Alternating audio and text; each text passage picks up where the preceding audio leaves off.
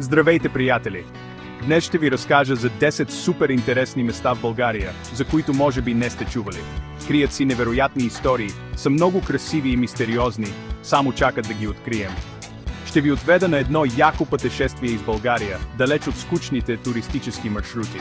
Ще се разходим из планините, ще видим страхотни гледки и ще се докоснем до магията на миналото. Готови ли сте за приключения? Аз съм! Хайде да тръгваме! Представете си скали, дето приличат на хора, животни, кули. Белоградчишките скали са природно чудо, оформяно милиони години. Чувате ли шума на водата? Това са Крушунските водопади, като водопад от кристално чиста вода, сред много зеленина. Влезте в Деветашката пещера и вижте колко е мистериозна. Тук са живели хора още от много отдавна, а сега е дом на хиляди прилепи.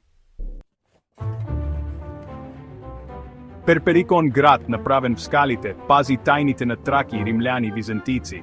Място пълно с енергия и история. Какво ли е бил Татул? Храм, гробница, място за гледане на звездите. Все още никой не знае със сигурност. Крепостта Царевец, символ на България. Разходете се по стените й и се пренесете във времето на царе и боляри. Седемте рилски езера, бижутата на Рила. Легенди, красота и величие, всичко на едно място. Руженският манастир, място където времето е спряло. Тук ще намерите спокойствие, история и духовна хармония.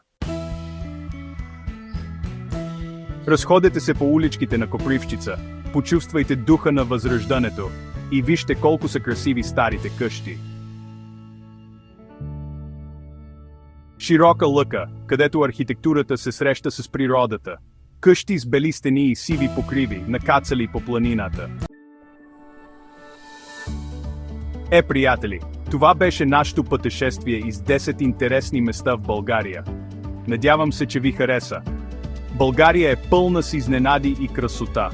Не се страхувайте да тръгнете по непознати пътеки, да се потопите в историята и да се насладите на природата. Ще останете очаровани.